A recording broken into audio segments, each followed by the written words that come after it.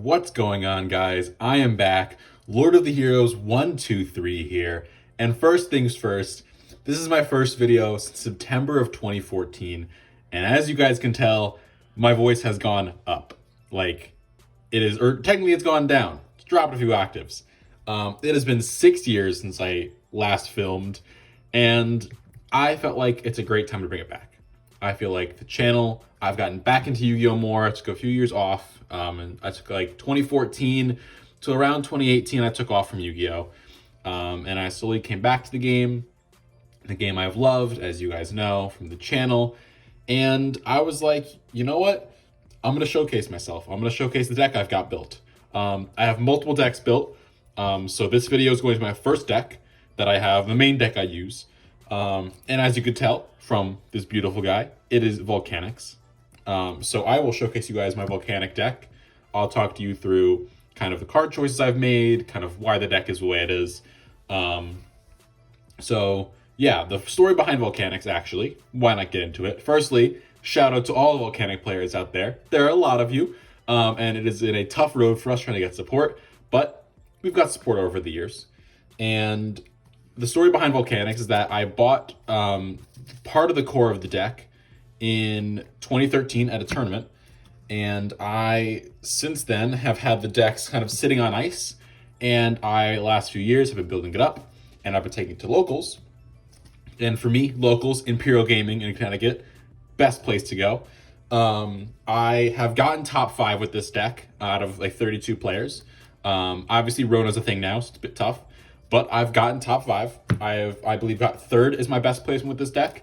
Obviously it is not meta. I will say that off the bat. It is not a meta deck whatsoever. So don't expect to be the most competitive person. This is a deck that is fun and can win a lot of matchups. I will say that. It can win a lot of matchups it should not be able to win. That I have beaten, I have not faced a couple of the new decks. I haven't faced Virtual World enough to be able to say, like, it's good against it. I faced it a bit. I've gone, I think, 3-3 against Virtual World. So 3 matches, 3 match wins, 3 match losses. So it's kind of here and there with that deck. So it's a very good deck. There has been a bit of tweaking I've done to it over the years. And I want to take you guys through it.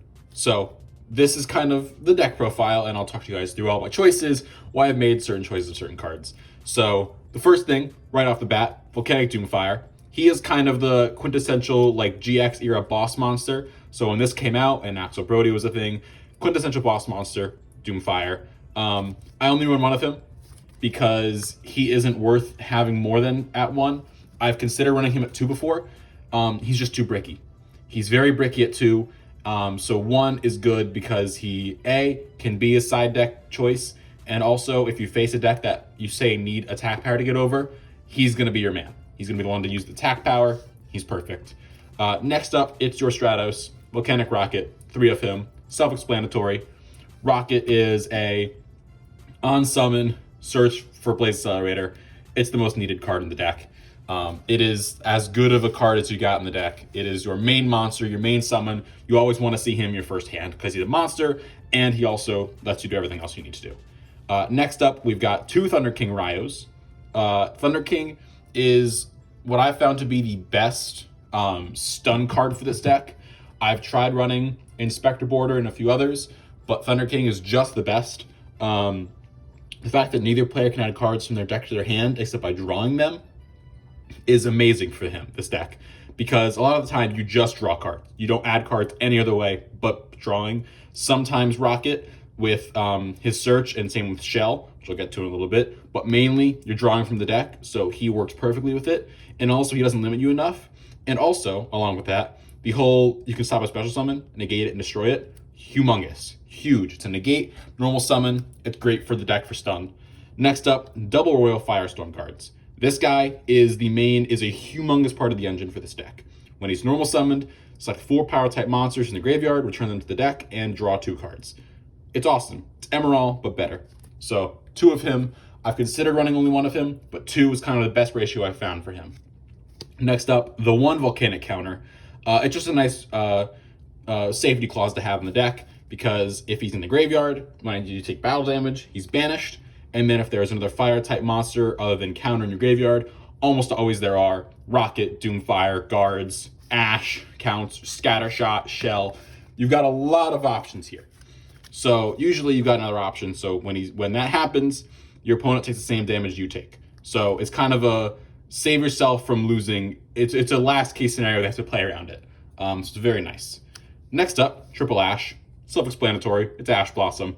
No other reason for it. It's Ash Blossom. It's level 3 in case they need a normal summon. And he also is a fire, so it does work for counter. And it also does, it doesn't work for Firestorm, but it works for counter. Really nice. Nice to have. 3 of that. 3 Scattershot. This is the GOAT of your deck.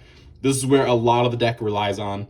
So when this card is sent to the graveyard, inflict 500 damage to your opponent. If this card is sent to the graveyard for the effect of a Blaze Accelerator card, send the other 2 Scattershots to the graveyard and blow up your opponent's field. It's a Raigeki with 1500 damage, which is huge. This is the main engine of your deck. This is what you want to see in the graveyard constantly. That is what Firestorm is great for. It refreshes these guys. It is the main thing. I usually put this off in a normal game 3 or 4 times a game, and this is what will win me games. Is just doing this as often as I can, and it's deadly. It's deadly for a lot of decks. So 3 of that, and then 3 Volcanic Shell. Look at these beauties, ulties. Volcanic Shell, the main refresher. He's good to just draw power. He helps you draw the deck. So once per turn, while this card is in your graveyard, you can pay 500 and add 1 shell from your deck to your hand. So it is not a hard once per turn.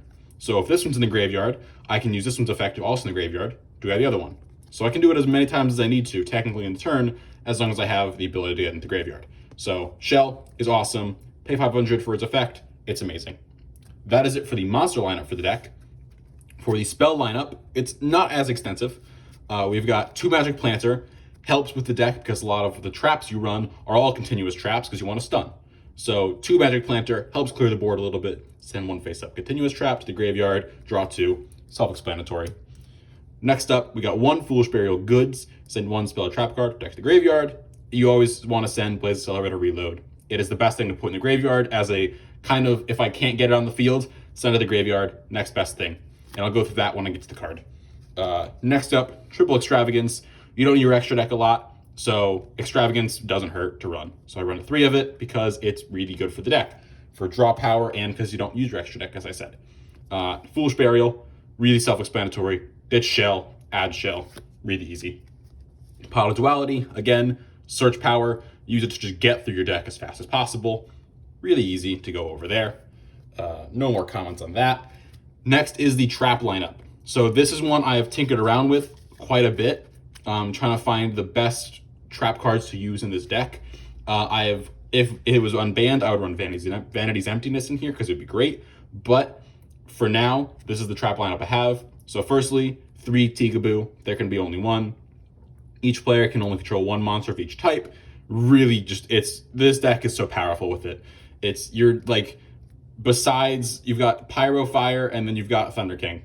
Like, you're not going to have more than 1 type at any given time on the field, and if you do, you're doing something wrong. So Tikaboo, really good for this deck. It's just a strong card against a lot of decks in the meta now. So I always say, play this at 3. It shouldn't be less than that. And you can also clear it away with Magic Planter. Next up, 3 Crackdown. It's a great card. It's a Phoenix Chain, but better. You mind control your opponent's card. It sits on your field, and you also can link it away for something else later if you need to, which is really fun. I, a lot of the time, will steal a card, either link it away or XC summon it away, or even synchro if I need to, and it's just the best. Crackdown, run it at 3. It's a great stun card. It's a great control card. Next up, the main trap card of the deck. The main reason this deck works. Blaze Accelerator Reload. Obviously, run it at 3. No less. You have to run it at 3. You can't run it any less than that. If you are, you're doing it wrong. So when you can send 1 Volcanic card from your hand to the graveyard. If you do, draw 1 card. This can be during either player's turn. So this, you flip it. It is a great effect to drop during your opponent's main phase. Say at the end of their main phase, they've done all their combos. Drop it, Scattershot, bing, bang, boogie, and you're chilling. So you draw a card. You can only use that part of the effect once per turn. During the player's main phase, you can banish it from the graveyard, send 1 Volcanic card from your deck to the graveyard. That is why you Foolish Burial Goods it. Because if you cannot get it on the field, you put it in the graveyard. And if your opponent does all their things, they forget about this in the graveyard. They can't, if they don't banish it, DD Crow, they're screwed. Because then, drop it in the graveyard, scatter shot, blow the field up, destroys their turn. So, Blaze Slayer Reload is the best. And this is also how you get Doomfire out, because this counts as Tri-Blaze, and that's what Doomfire needs to come out in the field. So, this is awesome. Last thing, triple Solemn Judgment. I mean, you can't ever have enough Solemns. So, triple Solemn Judgment is how I go. That is it for the main deck. Now, this is a 40 card list because I found 40 cards the best, because anything more than that can be bricky. So 40 cards is the best to just kind of get through the deck as fast as possible, see your scatter shots, see your shells, see your Blaze Accelerators, and kind of, it just helps a lot. So next up, we're going through the extra deck here. So this is one that you kind of have preference and you can kind of play what you want to. There are some cards that I recommend you play in this, and you'll see my preference in a minute when I go through it. So first thing is Borreload Savage Dragon. If I, for some reason, have 8, I'm going to put him out because he's just a stall card. So that's nice. Omega, again, just a nice card to have in here. I don't see a lot of the Synchros that often. I almost never see the Synchros, to be honest. I just have them as a precaution in case, because sometimes I get in a situation where I say I've been Mystic Mind. I just sit there with whoever 4 I have on the board. If I normal summon Ash Blossom, Synchro away for one of those 2, or for Clearwing Synchro, or even for Samsara Dragon. This guy is weirdly good for this deck, because if he's destroyed with battle and sent to the graveyard, then you can target one monster into the player's graveyard and special summon it. So for me, you can summon Rocket or Doomfire or anything from their field, and you're chilling. So Samsara is awesome. The Xyz is where the extra deck kind of does its work, because a lot of the time you'll get stuck with maybe 2 Rockets or a Rocket and a Thunder King or something, some weird combo, or you'll crack down a monster and you'll be stuck with them. So firstly, 1 Tornado Dragon helps clear the board. You can take care of one of yours and one of theirs. Really nice. Next, it goes to Emerald. Does the same thing as Royal Firestone Guards. Very self-explanatory. Just needed. Next, we have not 1, not 2, but 3 Gaga Cowboy.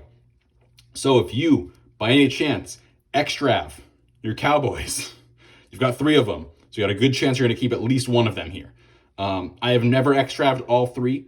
I have always kept at least one in here, even when I extrav, which is lucky.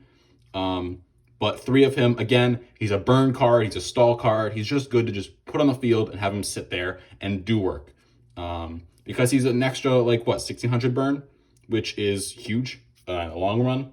So 3 of him, 1 Slacker Magician, in case I run into double shell in the field. It almost never happens, but it has happened enough that I'm like, I have the extra deck space, I'll chuck it in here. So him.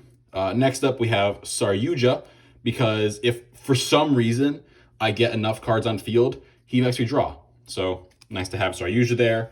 Nightmare Griffin. This actually should be a BLS Soldier of Chaos link, but I don't have it, obviously, currently. So Griffin is the next best thing. Then Phoenix, self-explanatory. Ahashima, because sometimes you do end up, as I said, with 2 level 4s, and you have another one in your hand, and you have one in the graveyard. You're like, I'm just going to extra summon again, get an Emerald on the field, restart the deck. So Ahashima is just nice to have. It's an option.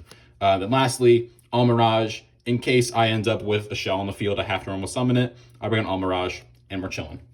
So that is it for the extra deck. The main card you'll see in the extra deck as often as anything else, either as Emerald or Cowboy.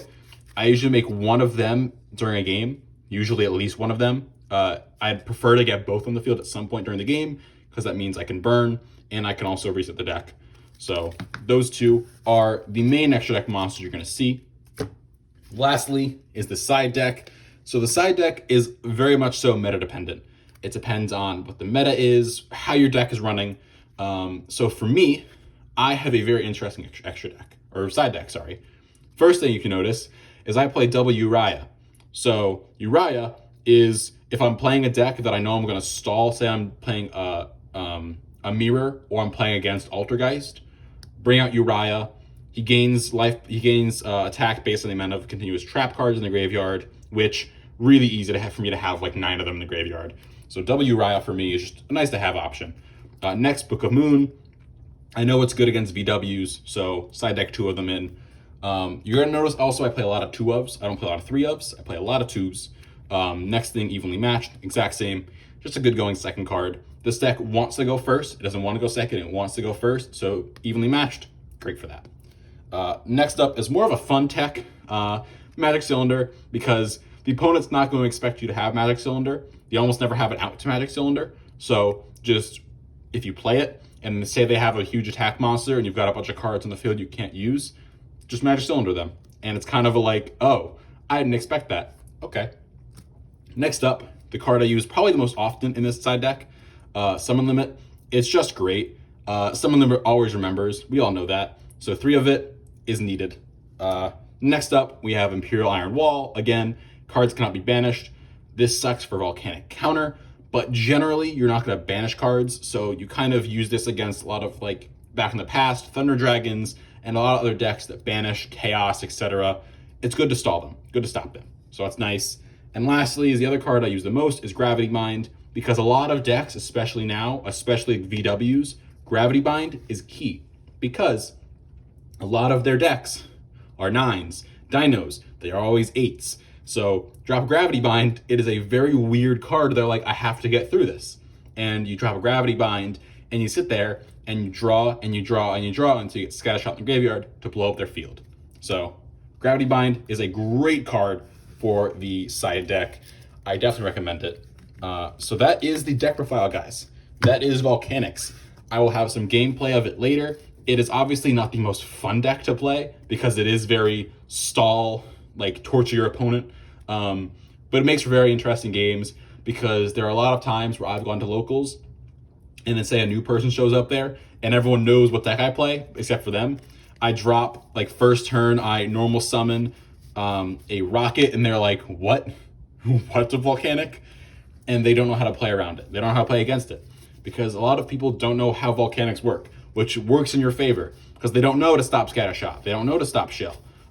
They think, oh, I'm going to go for Doomfire. Stop that. No, Doomfire is not the card they want to stop. They need to stop the deck real early. Stop Blaze Accelerator. But they don't know that. So you capitalize on it. So that has been it for my deck profile for you guys. There are a few more things I do want to say at the end of this video. Firstly, thank you for watching. Please make sure to like, comment, subscribe. I will have more content out slowly over time. I will have my Chaos Dragon deck profile, Chaos Lightsworn, technically-ish, Black Wings, and even some pack openings. And just to showcase them for you guys, we have a few special openings coming this way. We've got, firstly, Phantom Rage. We got that loaded up on deck. Battle's Legend Light Revenge, my favorite box to open because Minerva's in here. So we've got that. Next up, we got a little bit of Primal Origin. You know, beautiful deck, beautiful box.